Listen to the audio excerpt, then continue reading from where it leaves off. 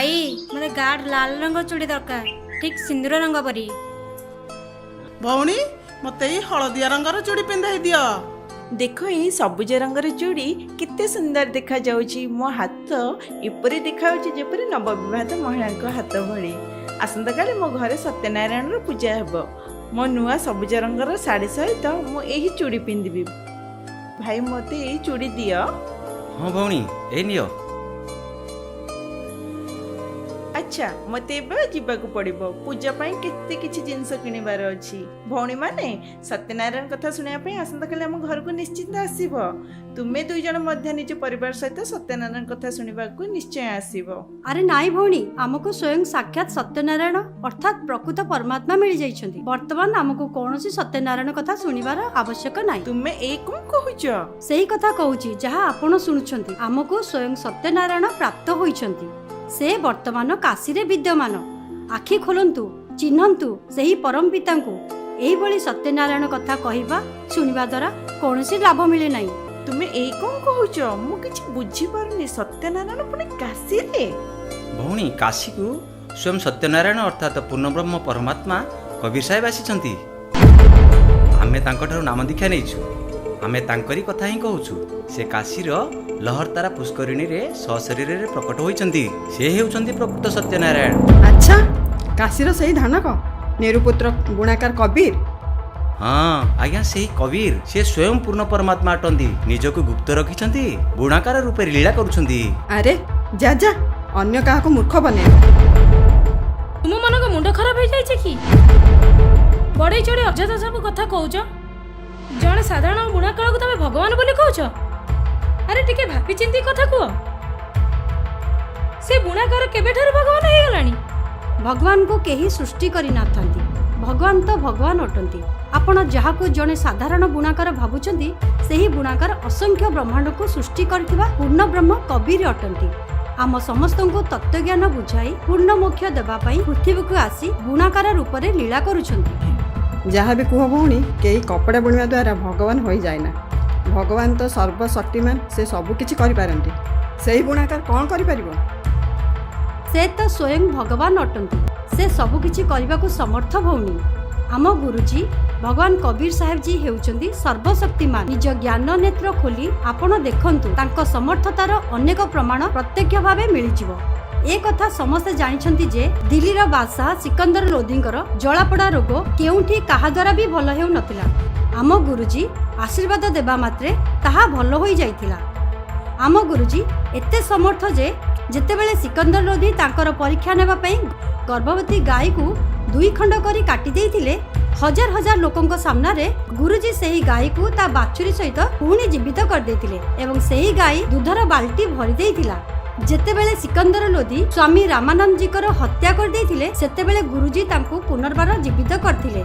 कमाल नामक एक मृत बालक को जीवन दान देई निज सहित रखिथिले एवं मुसलमान मानक धार्मिक पीर शेख तकीर झियो जहाको कबर दिया जाय सारथिला ताकू मध्ये जीवित कर देइथिले। अरे बस बस खाइबा पई तुम पाखरे दाना नहीं। तुमे कहूच जे तुम गुरुजी बहुत समर्थ। एया करि दियंती से ताहा करि दियंती। जदि से एते समर्थ तेबे तुमको धनी करि देउनांती काहेकि? तुमे टंके आठणा पई एणे तेणे घुरी बुलिच काहेकि? तुम गुरुजी ठारू तुमको कौन लाभ मिली जे तुम आमको शिक्षा दौच? चुप रो निज काम कर।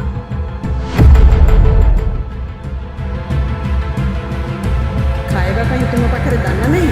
तुम गुरुजी ठारू तुमको कौन लाभ मिली जदि से एते समर्थ तेबे तुमको धनी करि देउनांती काहेकि? तुमे टंके आठणा पई एणे तेणे घुरी बुलिच काहेकि? वास्तव में आम पाखरे पकेट रे अणा पैसाटिए नाही। आमको ठीक रे भोजन भी मिलुनी किंतु आम गुरुजी ठारे कौनसी असमर्थता आदौ परिलिखित हुए नाही। से संपूर्ण सक्षम अटंती। गुरुजी तो संपूर्ण सक्षम। संभवतः आमे तांको कृपा पात्र नुहे। आम पाप कर्म एते अधिक होई जाइछि जे ताहा आमको निर्धन कर दिछि।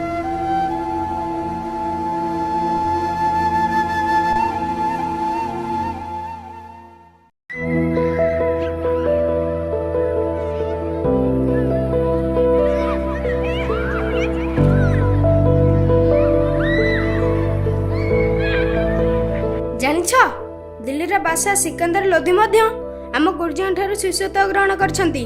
ବଡ଼ ବଡ଼ ରାଜାମାନେ କାଶୀର ରାଜା ବୀରଦେବ ସିଂ ବଘେଲ, ମଗହର ନବାବ ବିଜଲି ଖାନ ପଠାନ ସମସ୍ତେ ଗୁରୁଜୀଙ୍କ ଆଗରେ ମୁଣ୍ଡ ନୁଆନ୍ତି। ଆମ ଗୁରୁଜୀ ସେ ପୂର୍ଣ୍ଣ ପରମାତ୍ମା, ସେପରି ସୁଖ ଦେଇଛନ୍ତି ଯେ। କ'ଣ କହିଲ? ଏତେ ବଡ଼ ବଡ଼ ରାଜା ମଧ୍ୟ ତୁମ ଗୁରୁଜୀଙ୍କର ଶିଷ୍ୟ ହୋଇଛନ୍ତି? ହଁ, ଆମ ଗୁରୁଜୀ ଏହିପରି ଅଟନ୍ତି, ସେହିପରି ସୁଖ ଦେଇଥାନ୍ତି ଯାହାର କଳ୍ପନା ମଧ୍ୟ କରିହେବ ନାହିଁ। ତୁମ ଗୁରୁଜୀ କେବେ ତୁମ ଘରକୁ ଆସିଛନ୍ତି କି? ନା। ହା ହା, ତମ ଗୁରୁଜୀ ତ ଲୋଭୀ। ସେ କେବଳ ରାଜାଙ୍କ ଘରକୁ ଯାଆନ୍ତି ଧନ ଲୋଭରେ। ବହୁତ ଧନ ମିଳିବ। ନା, ଆମ ଗୁରୁଜୀ ଲୋଭୀ ନୁହନ୍ତି। ଆଚ୍ଛା, ତେବେ ତୁମ ଘରକୁ ସେ ଆଜି ପର୍ଯ୍ୟନ୍ତ ଆସିନାହାନ୍ତି କାହିଁକି? ଆରେ ଏମାନେ ତ କରିବ, ଏମାନଙ୍କ ଲୋଭି ଗୁରୁଜୀ ଏମାନେ ଘରକୁ ଆସିବେ କାହିଁକି?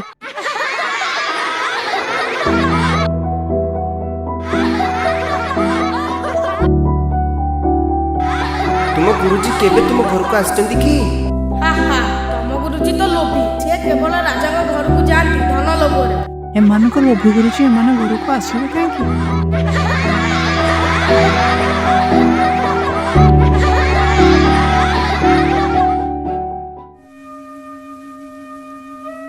ପିତାଜୀ, ଗୁରୁଜୀ କ'ଣ ଆମ ଘରକୁ କେବେ ବି ଆସିବେନି?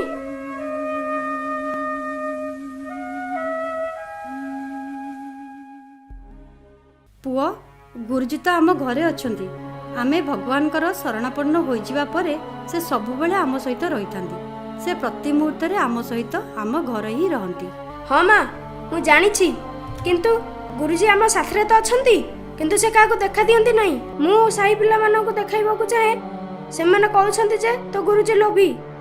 ସେ କେବଳ ରାଜାଙ୍କ ଘରକୁ ଯାଆନ୍ତି, ତୁମ ଘରକୁ ଆସନ୍ତି ନାହିଁ, କାରଣ ତୁମେ ଗରିବ। ଯଦି ଗୁରୁଜୀ ଥରେ ଆମ ଘରକୁ ଆସିଯିବେ, ତେବେ ସେଇ ପିଲାମାନେ ଯେଉଁମାନେ କହୁଛନ୍ତି ଯେ ତୁମ ଗୁରୁଜୀ ଲୋଭୀ, ସେମାନଙ୍କ ମୁହଁ ବନ୍ଦ ହୋଇଯିବ। ମୁଁ ସେମାନଙ୍କୁ ଦେଖାଇଦେବି ଯେ ଦେଖ, ଆମ ଗୁରୁଜୀ ଲୋଭୀ ନୁହନ୍ତି।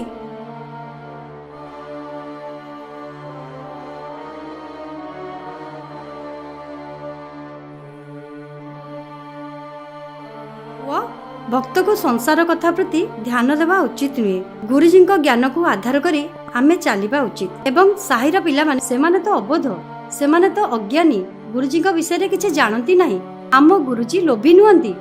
ରାଜା ହେଉ କି ଗରିବ, ତାଙ୍କ ଦୃଷ୍ଟିରେ ସମସ୍ତେ ସମାନ। ମା, ଆପଣ ଠିକ କହୁଛନ୍ତି, କିନ୍ତୁ କେବଳ ଗୋଟିଏ ଥର ଗୁରୁଜୀ ଯଦି କେବେ ଆସିଯିବେ, ତେବେ ଆରେ ସମନ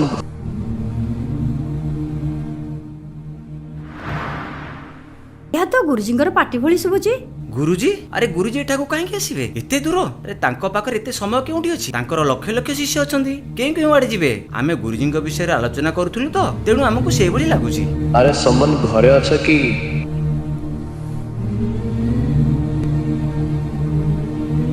ଏହା ସତରେ ଗୁରୁଜୀଙ୍କ କଣ୍ଠ। ଇଏ ଗୁରୁଜୀ ହିଁ ଅଟନ୍ତି।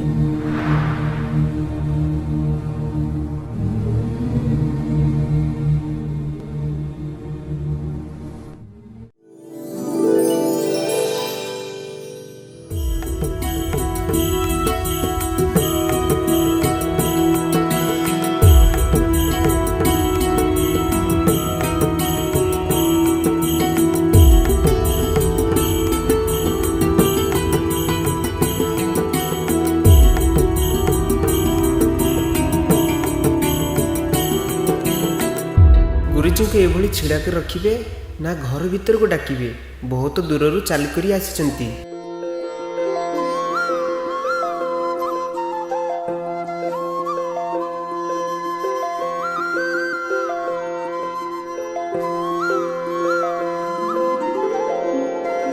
ହେ ଭଗବାନ, ଭୋଜନ ବିଷୟରେ କୁହନ୍ତୁ। ଏବେ ଭୋଜନ କରିବେ କି କିଛି ସମୟ ପରେ? ଭାଇ ଭୋକ ଲାଗୁଛି, ଚାଲି ଚାଲି ଆସିଛୁ, ବ୍ୟବସ୍ଥା କର, ଭୋଜନ କରିବୁ। ଆଜ୍ଞା ଗୁରୁଜୀ, ଶୀଘ୍ର ଭୋଜନ ତିଆରି କର, ଗୁରୁଜୀ ଓ ସନ୍ଥମାନଙ୍କ ପାଇଁ। ଘରେ ଆଜି 100 ଗ୍ରାମ ବି ଅଟା ନାହିଁ। ଦେ, ତୋର ଏଇ ବସ୍ତ୍ର ଦେଇଦେ, ଏହାକୁ ବନ୍ଧକ ରଖି କିଛି ଅଟା ଉଧାର ଆଣିବି। ମୁଁ ଯାଇଥିଲି, ଯେଉଁଠାରୁ ଅଟା ମିଳିବା ଆଶା ଥିଲା, ସମସ୍ତଙ୍କୁ ମୁଁ ମାଗି କରି ଆସିଛି। ନିଜ ଦୁଃଖ ଜଣାଇ କହିଲି ଯେ ଆମ ଘରକୁ ଆଜି ଗୁରୁଜୀ ଆସିଛନ୍ତି, କେବଳ ତାଙ୍କ ଭୋଜନ ପାଇଁ କିଛି ଅଟା ଦିଅନ୍ତୁ। ଆମେ ତ ଭୋକିଲା ରହିଯିବୁ, କିନ୍ତୁ ସନ୍ଥମାନେ ଆମ ଘରୁ ଭୋକିଲା ଯିବା ଉଚିତ ନୁହେଁ। ମୁଁ ବହୁତ ଅନୁରୋଧ କଲି। ମୋ ପାଖରେ ଏକମାତ୍ର ବସ୍ତ୍ର ଅଛି, ଏହାକୁ ବନ୍ଧକ ରଖି କିଛି ଅଟା ଉଦ୍ଧାର ଦିଅନ୍ତୁ। କିନ୍ତୁ ଏହି ବସ୍ତ୍ର ମଧ୍ୟ ଚିରି ଯାଇଛି, କେହି ବି ଅଟା ଦେଲେ ନାହିଁ, ସମସ୍ତେ ମୁହଁ ମୋଡ଼ିଦେଲେ। हे भगवान प्रथम थर पर गुरुजी आसीछंती मु एते नीच एते कर्महीन मु पूर्व जन्म रे कौनसी दान करी नाही सेथि पई ए जन्म रे मोर एही परी दुर्दशा होईछि मु केते अभागा आज प्रथम थर गुरुजी आम घर को आसीछंती एबे मु हतभागा निज गुरुजी को भोजन दे पारु नाही।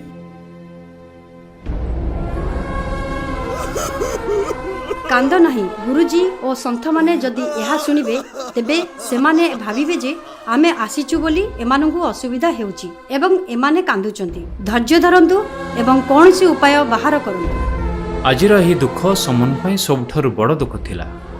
निज परिस्थिति ताकू विवश कर देथिला। समनर मनोबल आज भांगी जाइथिला कारण गुरुजी हेउछन ता जीवनर सबठारु अधिक पूज्य और प्रिय भगवान। आज से घर को आछंती एवं सेमान को भोजन देवा पई समन पाखर किछि नाही। आपण गुरुजी को कहंतु हे भगवान आपण सकाळे भोजन करिवे से अंतर्जामी सबु जानती सबु बुझी जिवे। सकाळे भोजन केउठु आनिबा सकाळ भोजन करिवा पई केमिति कहिबी। बाप पुओ दुहे राति रे चोरी करी आनो एबे आउ कोनोसी रास्ता नाही। माँ तुम ए कौन कहउछंती चोरी। माँ गुरुजी तो प्रतिदिन ससुरे कहंती जे चोरी करबा उचित नुहे। आपण बापा मध्य मते सबुबेले बुझाइछंती जे बरम भोकरे मरि गेले चलिबो किंतु केबे चोरी करबा उचित नुहे। चोरी करथिया व्यक्ति केबे भी जीवन में सफल हुएनी तार विनाश होई थाए। जे चोरी करे से महाअपराधी। आज मु आपनको मुखरु चोरी करिया कथा सुनुछि। माँ ताठारु भलो आमे भोकरे मरि जिबा। आमे गुरुजी को भोजन करबो को असमर्थ। आमे गुरुजी को आगे हाथ जोड़ी क्षमा मागिबा। पुत्र कथा सुनो तो कथा एकदम ठीक। चोरी करथुआ लोकर तो निश्चय सर्वनाश होई थाए किंतु पुओ आमे एही नगरी रे किछि समय व्यतीत करियछे एवं एठाकार अन्न पानी मध्य खाइछे तेणु आम उपरे एही नगरीर ऋण अछि। एही नगरवासी जानी शुणी आमको साहाय्य करूनाथि। 2-3 किलो अटा देबा कोनसी बड़ कथा नुहे। एमान तो बड़ बड़ सेठ बहुत पैसा वाला किंतु आज आमको जानी शुणी एमाने मुह मोडुचंती। आमे एमानक पाखेरे गुरुजींकर बहुत महिमा गान करथिलु तो सेथि पई गुरुजींक उपरे चिड़ी जाई एपरी कहउचंती। तुमे तो प्रतिदिन बड़ बड़ कथा कहउथिलो गर्व करे कहउथिलो जे आम गुरुजी एया कर दियंती आम गुरुजी ताहा कर दियंती। तुम गुरुजी को आशीर्वाद रे निज घर को धन्य धन्य परिपूर्ण कर दियो तले अन्य को मागुछ काई। हाँ हाँ तुम भगवान तुम घर को धन धान्य रे परिपूर्ण कर देबो। एथि पई कोनसी प्रकारर सहयोग करिबाकू सेमाने प्रस्तुत नथिले। पुत्र जदि परमात्मा भोजन न करी एठारु चली जिवे तेबे एही नगरी रे निया लागि जिवो। एबे तू चिंता कर नगरी को बंचाइबाकू चाहूछु कि नाही। ठीक अछि माँ आपण जहा कहिबे हमें ता करिवु। पुत्र केवल 3 सेर अटा आनिबो आमे खाइबा नाही। जदि केवल गुरुजी और अतिथि माननकू भोजन देबा तेबे एही नगरी रे रक्षा होई जिवो। एही नगरवासींक मनरे धनर अहंकार बढ़ी जाइछि। एही अभिमान तांको विनाश करदेव।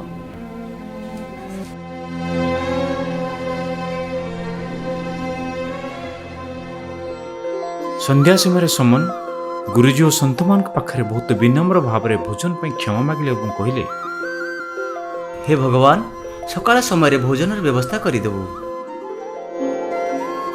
ठीक अच्छी पुत्र गोटे गोटे ग्लास पानी पीवा को दियो। आज्ञा गुरुजी।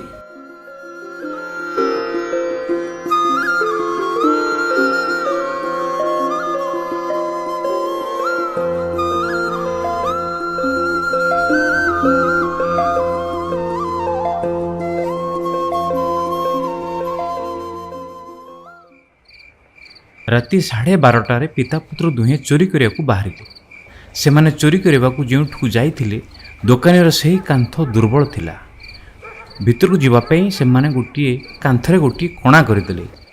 एपरी एक कणा कले जो बहुत कष्ट भितर को प्रवेश करा जाय परिबो। पुओ तू बाहर रह मु भितर को जाउछी। जदि दोकानी उठी पड़े तेबे एही कपड़े रे अटा बांधी बाहर को फिंगी देबी आ तू एहा को नै पळेबी। ना बाबा मु भितर को जिबी। जदि दोकानी उठी पड़िबे तो मते धरी पकाइबे तेबे राजा पाखु को नेले संभवतः राजा मते पिला भाबी क्षमा कर देबे। नहले बापा ए राजा चोरन को क्षमा करे नै सीधा फांसी दे दियंती। आ बापा आपण बड़ मनीष आपण को राजा क्षमा करिवे नै। मु छोट पिला तेणु मते क्षमा कर दे पारंती।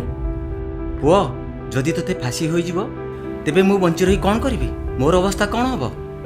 ना बाबा मोर ए अनुरोध रक्षा करंतु। मु एबे बालक तेणु मते क्षमा मिल जाई पारे। ଏହା କହି ସେଉ ସୁଡ଼ଙ୍ଗ ଦେଇ ଭିତରକୁ ପ୍ରବେଶ କରିଗଲା।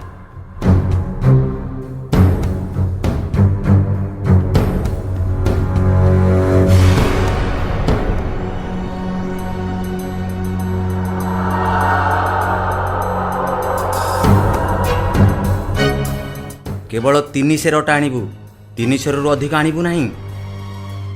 ସେଉ ଜଲ୍ଦି ଜଲ୍ଦି ପ୍ରାୟ 300 ଅଟା ବାହାର କରି ନିଜର ଫଟା ପୁରୁଣା କପଡ଼ାରେ ବାନ୍ଧି ବାହାରକୁ ଆସିବା ସମୟରେ ତା ପାଦ ନିକିତି ଉପରେ ପଡ଼ିଗଲା ଏବଂ ଜୋରରେ ଶବ୍ଦ ହେଲା, ଯାହାଦ୍ୱାରା ଦୋକାନୀ ଉଠି ପଡ଼ିଲା। ଚୋର ଚୋର ଚୋର!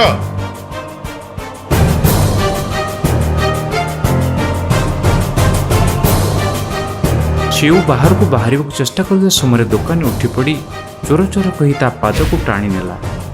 ସେହି ସମୟ ଭିତରେ ସେଉ ଅଟା ବାହାରକୁ ଫିଙ୍ଗି ଦେଇ କହିଲା, ପିତାଜୀ ଶୀଘ୍ର ଅଟା ନେଇଯାଅ, ମତେ ଦୋକାନୀ ଧରି ପକାଇଛନ୍ତି। ସମନ ଅଟା ଧରି ଘରକୁ ଚାଲି ଆସିଲା। ତାପରେ ଦୋକାନୀ ଘର ଭିତରେ ସେଉକୁ ଗୋଟିଏ ଖମ୍ବରେ ଦଉଡ଼ିରେ ବାନ୍ଧିଦେଲା।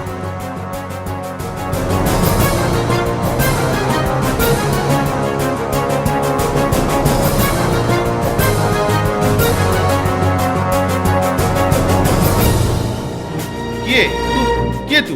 କାହା ପୁଅ ତୁ? ଆଜ୍ଞା ମୁଁ ସମନ ପାଟରାଙ୍କ ପୁଅ, ମୋ ନାଁ ସେଉ। ଆଚ୍ଛା, ଏବେ ତୁ ହେଉଛୁ ସେହି ଯିଏ ଆଜି ସତ ଧରା ପଡ଼ିଲା। ଦିନରେ ତ ତୁମେ ଭକ୍ତ ହୋଇ ବୁଲୁଛ, ଅନ୍ୟକୁ ଜ୍ଞାନ ବୁଝାଉଛ, ଆଉ ରାତିରେ ଚୋରି କରୁଛ। କାଲି ସମସ୍ତଙ୍କୁ କହିବି, ସମସ୍ତଙ୍କ ସାମ୍ନାରେ ତୁମ ଭଦ୍ରମୁଖା ଖୋଲିଦେବି। ଆଜ୍ଞା ଆପଣ ଏତେ ରାଗୁଛନ୍ତି କାହିଁକି? ଆମେ କେବଳ 300 ଅଟା ହିଁ ନେଇଛୁ। ଆମ ଘରକୁ ଆମ ଗୁରୁଜୀ ଆସିଛନ୍ତି, ତାଙ୍କ ପାଇଁ ଭୋଜନ ବ୍ୟବସ୍ଥା କରିବା ବହୁତ ଜରୁରୀ ଥିଲା, ଆଉ ଆମ ଘରେ ଅଟା ନଥିଲା। ବାସ୍ ଏତିକି କଥା। ଆମେ ଚୋର ନୁହେଁ। ପରେ ଆପଣଙ୍କ ଅଟା ଆମେ ନିଶ୍ଚୟ ଫେରାଇ ଦେଇଥାନ୍ତୁ। ଆଚ୍ଛା, ତୁମ ଗୁରୁଜୀ ଆସିଛନ୍ତି, ଠିକ ଅଛି। ଏବେ ବୁଝିପାରିଲି, ସେମାନେ ଚୋରି କରେଇବାକୁ ଆସନ୍ତି। ସେମାନେ ଆସନ୍ତି ତୁମ ଦ୍ୱାରା ଚୋରି କରେଇବାକୁ। ଚୋରି କରୁଛ ଆଉ କଥା କହୁଛ ବଡ଼ ବଡ଼। ସେଉ ଭାବିଲା ଯେ ଏହି ଘଟଣା ଏବେ ବହୁତ ଜଟିଳ ହୋଇଗଲାଣି। ଏବେ ସେ ରାଜାଙ୍କୁ କହି ଗୁରୁଜୀଙ୍କୁ ମଧ୍ୟ ଶାସ୍ତି ଦେବ। ସେଉ ବିବଶ ଥିଲା। ସମନ ଘରକୁ ଅଟା ନେଇ ପହଞ୍ଚିବା ପରେ ସମନକୁ ଏକାକି ଦେଖି ନେକି ପଚାରିଲା, ପୁଅ କେଉଁଠି? ତାକୁ ଦୋକାନୀ ଧରି ପକାଇଛି। ଏବେ ପରିସ୍ଥିତି ଜଟିଳ ହୋଇଗଲା। ରାଜା ଏବେ ପିଲା ବିଷୟରେ ଅନୁସନ୍ଧାନ କରିବେ। ପିଲାକୁ ଚିହ୍ନିବା ପରେ ରାଜାଙ୍କ ସେନା 1-2 ଘଣ୍ଟା ଭିତରେ ଆମ ଘରକୁ ଆସିଯିବେ ଏବଂ ଗୁରୁଜୀଙ୍କୁ ଧରିବେ ଆଉ କହିବେ ଯେ ଇଏ ହିଁ ଚୋରି କରାଇଛନ୍ତି। ଏମାନେ କେବେ ଚୋରି କରନ୍ତି ନାହିଁ। ଆଜି ଏମାନେ ଆସିଛନ୍ତି, ତେଣୁ ଏମାନେ ହିଁ ଚୋରି କରାଇଛନ୍ତି। ଆଜି ଦୋକାନୀ ଗୁରୁଜୀଙ୍କୁ ନିଶ୍ଚୟ ଦଣ୍ଡ ଦେବେ। ନେକି ନିଜ ଛାତିକୁ ପଥର କରି ସମନକୁ କହିଲା, ସମୟ ବହୁତ କମ୍, ଆପଣ ସେଠାକୁ ଯାଆନ୍ତୁ। କୌଣସି ପ୍ରକାରେ ପୁଅକୁ ରାଜି କରାଇ ତା ମୁଣ୍ଡ କାଟି ଆଣ।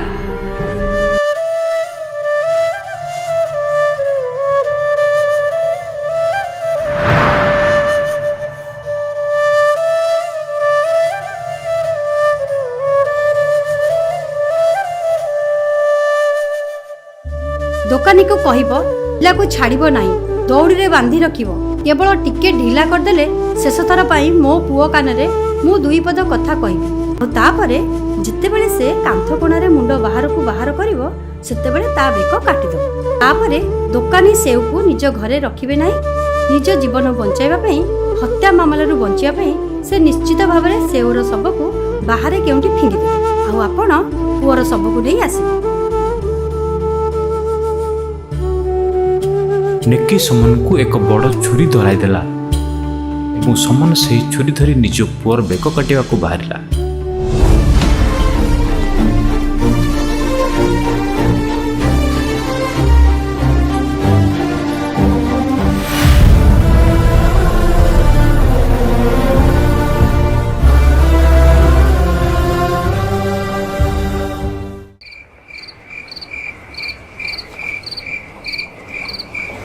ପୁଅ ସେଉ,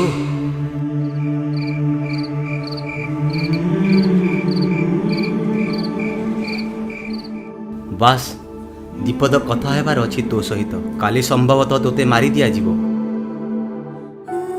ପରେ ତୋ ସହିତ ମୋର ଦେଖା ହେବ କି ନାହିଁ ଏବଂ ମୁଁ ଶେଷ ଥର ପାଇଁ ତୋ କାନରେ କିଛି କହିବାକୁ ଚାହୁଁଛି। ସେଉ ଅଶ୍ରୁଭରା ନୟନରେ ଦୋକାନୀକୁ କହିଲା, ଆଜ୍ଞା ଆଜ୍ଞା ମତେ କେବଳ 2 ପଦ କଥା ହେବାକୁ ଦିଅନ୍ତୁ ମୋ ବାପାଙ୍କ ସହିତ। ବାହାରେ ମୋ ବାପା ଛିଡ଼ା ହୋଇଛନ୍ତି। ମତେ କେବଳ ଥରେ ମାତ୍ର ତାଙ୍କ ସହିତ କଥା ହେବାକୁ ଦିଅନ୍ତୁ। ନା ନା, ତୁ ପଳେଇ ଯିବାକୁ ଚାହୁଁଛୁ? ନାଇଁ ଆଜ୍ଞା, ମୁଁ ଯିବି ନାହିଁ। ମୋ ଗୋଡ଼ ଦଉଡ଼ିଟିକୁ ଭଲ ଭାବରେ ବାନ୍ଧି ଦିଅନ୍ତୁ। କେବଳ ଟିକେ ଢିଲା କରିଦିଅନ୍ତୁ, ଯେପରି ନିଜ ମୁଣ୍ଡକୁ ବାହାରକୁ କାଢ଼ି ପାରିବି। କେବଳ ଶେଷ ଥର ପାଇଁ ମୋ ବାପାଙ୍କ ସହିତ 2 ପଦ କଥା ହେବି। ସେठ ଭାବିଲା ଯେ ବେଶୀ କିଛି ତ ଚୋରି ହୁଏ ନାହିଁ, ତେଣୁ ରସିଟିକୁ ଅଳ୍ପ ଢିଲା କରିଦେଲେ ଯେପରି ସେ କାନ୍ଥ କଣା ମଧ୍ୟରେ କେବଳ ମୁଣ୍ଡ ବାହାରକୁ ବାହାର କରିପାରିବ ଏବଂ ଖମ୍ବରେ ବନ୍ଧା ହୋଇ ରହିଥିବ। ସମନ ସେଓର ପିତା ଥିଲେ। ପୁତ୍ରମୋହ କାରଣରୁ ପୁତ୍ର ବେକ କାଟିବା ପାଇଁ ହାତ ଗଲା ନାହିଁ। ହାତ ପଛୁ କରି ସ୍ତବ୍ଧ ହୋଇ ରହିଗଲା। ନା ହାତ ଆଗକୁ ବଢ଼ାଇ ପାରୁଥିଲା, ନା ମୁଣ୍ଡ କାଟିବା ପାଇଁ ସାହସ ଜୁଟାଇ ପାରୁଥିଲା। ସମନ ଆଖିରୁ ଲୁହ ଝରୁଥିଲା। ସମନ ପଛକୁ ହାତ କରି ପଥର ଉପରେ ଠିଆ ହୋଇ ରହିଲା। ସେଉ ଚାହୁଁଥିଲା ଯେ ତା ବାପା ତା ମୁଣ୍ଡ କାଟି ନେଇଯାଆନ୍ତୁ। ସେ ବାପାଙ୍କୁ ଉସ୍କେଇବାକୁ ଯାଇ କହିଲା, ବାପା, ମୋ କଥା ଶୁଣନ୍ତୁ। ଯଦି ଆପଣ ସତରେ ମୋ ବାପା, ଯଦି ମୁଁ ଆପଣଙ୍କ ଠାରୁ ଜନ୍ମ ହୋଇଛି, ତେବେ ଆଜି ଆପଣଙ୍କୁ ମୋ କଥା ମାନିବାକୁ ହେବ। ନହେଲେ ମୁଁ ବୁଝିଯିବି ଯେ ମୁଁ ଆପଣଙ୍କ ସନ୍ତାନ ନୁହେଁ, ଅନ୍ୟ କାହାର ସନ୍ତାନ। ଆଜି ମୋ ମୁଣ୍ଡ କାଟିଦିଅ ବାପା, ଅନ୍ୟଥା ଗୁରୁଜୀଙ୍କର ବହୁତ ବଦନାମୀ ହେବ।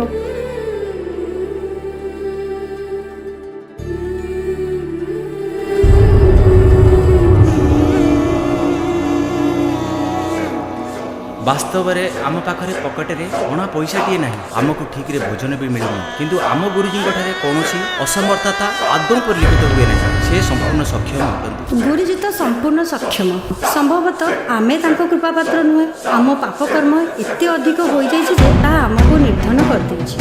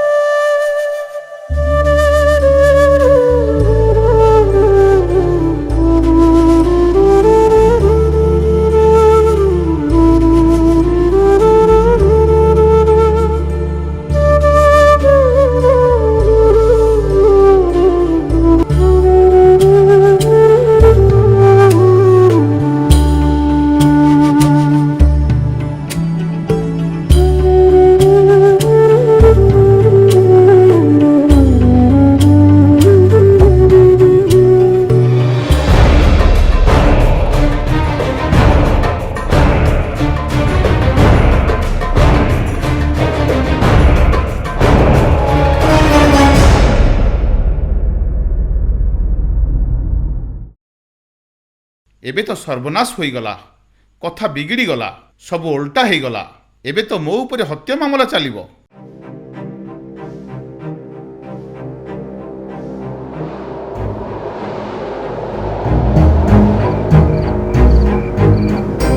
ପ୍ରମାଣ ନଷ୍ଟ କରିବା ପାଇଁ ସେଠ ତରବରିଆ ଭାବରେ ସବୁକୁ ଘୋଷାଡ଼ି ଅନ୍ଧାର ରାତିରେ ଜଙ୍ଗଲ ଆଡ଼କୁ ନେଇଯାଇ ଏକ ଇଟା ଭାଟି ଖାଲ ମଧ୍ୟକୁ ଫିଙ୍ଗିଦେଲା।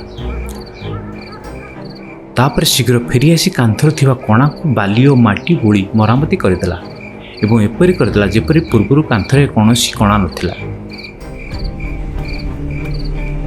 ନେକି ପୁଅର କଟାମୁଣ୍ଡ ଦେଖି ନିଜ ଛାତିକୁ ପଥର କରିଦେଇ ସମନର ମନୋବଳ ବଢ଼ାଇବାକୁ ଯାଇ ସାହସର ସହିତ କହିଲା, ଆମ ପାଖରେ ଅଧିକ ସମୟ ନାହିଁ। ବହୁତ ଧୈର୍ଯ୍ୟର ସହିତ କାମ କରିବାକୁ ପଡ଼ିବ। ପ୍ରତ୍ୟେକ ପଦକ୍ଷେପ ଧ୍ୟାନପୂର୍ବକ ନେବାକୁ ପଡ଼ିବ। ଦେଖନ୍ତୁ, ବର୍ତ୍ତମାନ ଆପଣ ଏହି କଟାମୁଣ୍ଡକୁ ଆଲମାରି ଭିତରେ ଲୁଚାଇ ଦେଇ ଶୀଘ୍ର ଫେରିଆସ।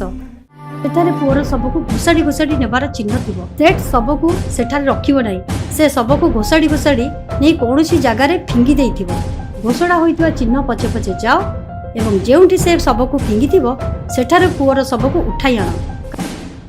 କାରଣ ହତ୍ୟା ହୋଇଛି ବୋଲି ଯଦି କାହାକୁ ଜଣାପଡ଼ିଯିବ ତେବେ ଖବର ସବୁଆଡ଼େ ପ୍ରଚାର ହୋଇଯିବ। ପୁଣି ତଦନ୍ତ ଆରମ୍ଭ ହେବ ଏବଂ ସବୁକିଛି ଗଡ଼ବଡ଼ ହୋଇଯିବ। ଗୁରୁଜୀଙ୍କ ମାନ ସମ୍ମାନ ମାଟିରେ ମିଶିଯିବ।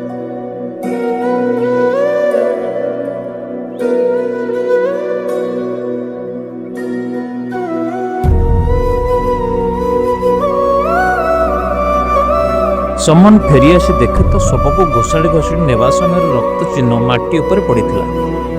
ସମନ ସେହି ଚିହ୍ନ ପଛେ ପଛେ ଯାଇ ଏକ ଖାଲରୁ ପୁଅର ଶବକୁ ଉଠାଇ ଆଣିଲା।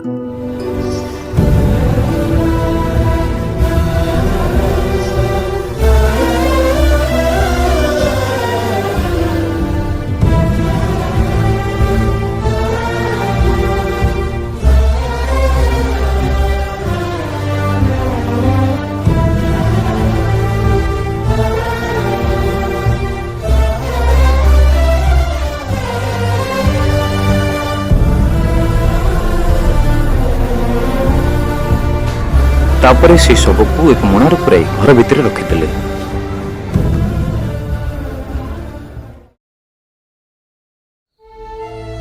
ସମନ ଓ ନେକି ନିଜର ଏକମାତ୍ର ପୁଅର ମୃତ୍ୟୁର ଯେଉଁ ପୀଡ଼ା ଅନୁଭବ କରୁଥାନ୍ତି ତାହାକୁ ଶବ୍ଦରେ ବ୍ୟକ୍ତ କରିବା ଅସମ୍ଭବ।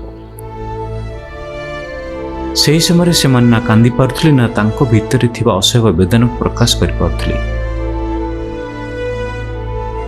କାରଣ ଏହି ବେଦନା ଠାରୁ ବଡ଼ କଥା ଏହା ଥିଲା ଯେ ପୁଅର ଏହି ବଳିଦାନ ବ୍ୟର୍ଥ ନ ଯାଉ। ସେମାନଙ୍କ କାନ୍ଦ ଯେବେ ଗୁରୁଜୀଙ୍କୁ ଶୁଣାଯିବ ତେବେ ପୁଅର ମୃତ୍ୟୁ ଖବର ଜାଣିପାରି ଗୁରୁଜୀ ବହୁତ ଦୁଃଖୀ ହେବେ ଏବଂ ଭୋଜନ କରିବା ନାହିଁ। ଯଦି ଆମ ଦ୍ୱାରୁ ଭଗବାନ ଭୋଜନ କରି ଚାଲିଯିବେ ତେବେ ପୁଅର ବଳିଦାନ ବ୍ୟର୍ଥ ହୋଇଯିବ। ଭଗବାନଙ୍କୁ ଭୋଜନ କରିବା ପାଇଁ ତ ପୁଅ ନିଜ ଜୀବନକୁ ଉତ୍ସର୍ଗ କରିଦେଲା। ଏଥିପାଇଁ ଏହି ବିଷୟ ଅତ୍ୟନ୍ତ ଗୁରୁତ୍ୱପୂର୍ଣ୍ଣ ଯେ ଆମର କୌଣସି କାର୍ଯ୍ୟକଳାପ ଦ୍ୱାରା ଗୁରୁଜୀଙ୍କୁ ଯେପରି ଏହି ଘଟଣା ବିଷୟରେ କୌଣସି ସୂଚନା ନ ମିଳୁ। ସେମାନେ ମନ ଭିତରେ ନିଜ କଲିଜାର ଟୁକୁଡ଼ାକୁ ହରାଇବାର ଅସହ୍ୟ ବେଦନାକୁ ସହ୍ୟ କରି ପାହାଡ଼ ସମ ଦୁଃଖକୁ ମନ ଭିତରେ ଚାପି ରଖିଥାନ୍ତି।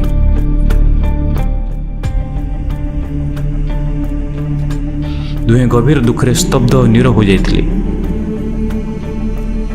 ଦୁହେଁ ନିଜ ହୃଦୟର ପୀଡ଼ାକୁ ସହ୍ୟ କରି ଦୁହେଁ ଗୋଟିଏ କଥାରେ ସହମତ ହେଲେ। ସମନ ଗଭୀର ଦୁଃଖରେ ଗମ୍ଭୀର କଣ୍ଠରେ ନେକିକୁ କହିଲା, କାଲି ଗୁରୁଜୀ ଚାଲିଯିବା ପରେ ଆମେ ପୁଅର ଅନ୍ତିମ ସଂସ୍କାର କରିବା।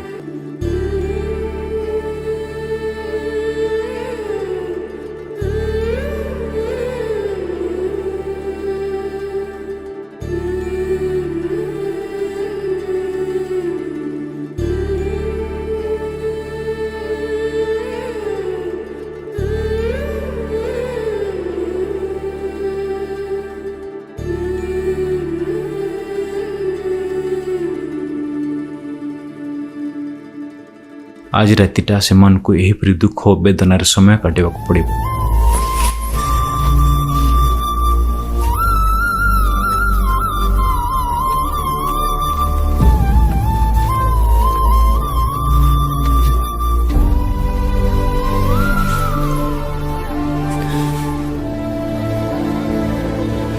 ନୀରବ ପଥର ଭଳି ଏହି ଅସହ୍ୟ ବେଦନାକୁ ଚୁପଚାପ ସହିବାକୁ ପଡ଼ିବ। ନିଜ ଦୁଃଖକୁ ହୃଦୟ ମଧ୍ୟରେ ଚାପି ଧରି ହୃଦୟକୁ କଠୋର କରି ନିଜ ମନକୁ ବୁଝାଇଲେ ଯେ ବହୁତ ସଂଯମତାର ସହିତ ସେମାନଙ୍କୁ କାର୍ଯ୍ୟ କରିବାକୁ ପଡ଼ିବ।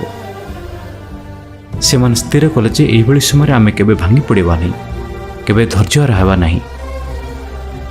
ଆଖି ଲୁହକୁ ପୋଛି ନିଜ ହୃଦୟର ଦୁଃଖକୁ ମନ ଭିତରେ ଚାପି ରଖିବାକୁ ପଡ଼ିବ, ଯେପରି ଅନ୍ୟ କେହି ଜାଣି ନପାରନ୍ତି। ନିଜ ମନର ଯନ୍ତ୍ରଣାକୁ ମନ ଭିତରେ ଚାପି ରଖି ଦୁହେଁ ନିଜକୁ ସମ୍ଭାଳିବାକୁ ଚେଷ୍ଟା କଲେ।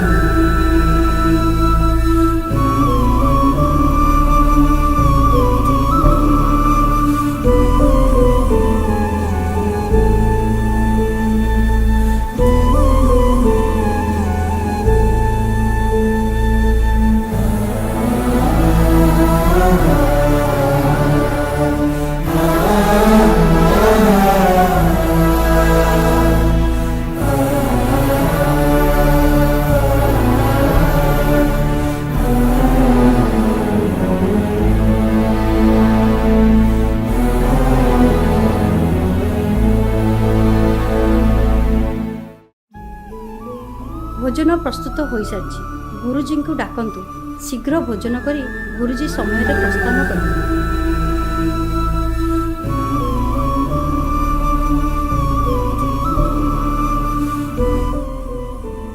दुहे चिंता कले जेपर्यंत गुरुजी अच्छा से आदौ कांदे ना कारण कांदिले गुरुजी को घटना विषय जना पड़ गुरु जावापर दुहे बसी कांदे।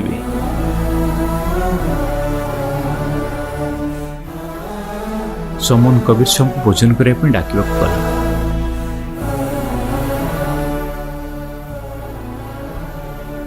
लेकिन 3 जन 3टी पात्र अर्थात 3टी धनारे रंधा जाता समस्त भोजन बाढ़ी।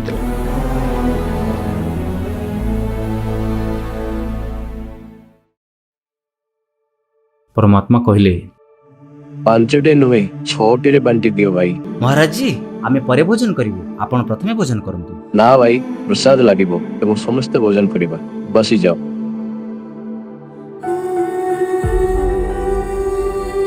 गुरुजी अधिक बाध्य करिया से माने बसिले एवं 5टी पात्र खाद्य बढ़ा गला। तापर परमात्मा प्रेम रे कहले 5टे नुहे 6टे बांटी दियो भाई। से माने से भोजन को 6टी पात्र रे बाढ़ी देले। 5 जन निज निज सामने खाद्य रखी बसीगले। नेकी और समन गुरुजी को यह जणाइबा को चाहू नथिले जे तांको पुआ ओ संसार नाही। दुए मन मन भाबुथिले जे गुरुजी को एबे से जणाइबा नाही एवं गुरुजी जदि पचारे तो कहबा जे सेउ कुआडे खेलिबा को जाईछि। गुरुजी तो अंतर्जामी से किछि पचारिले नाही एवं कहले आओ सेव जीव लो ये प्रसाद प्रेम शीश कटते चोरों के प्रसादा को नितक से।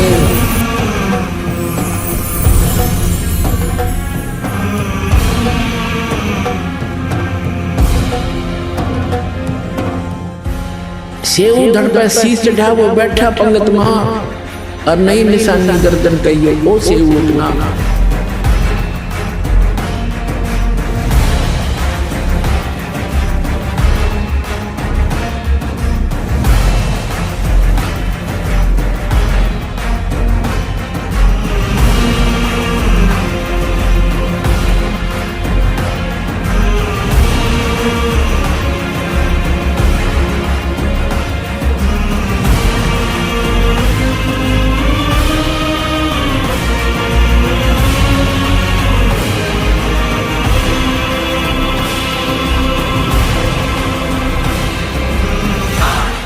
सत्सहे प्रिय शिष्यगण यह निराट सत्य जे यही सर्वशक्ति मानक शरण ग्रहण करने कौन पिला खेल नुहे।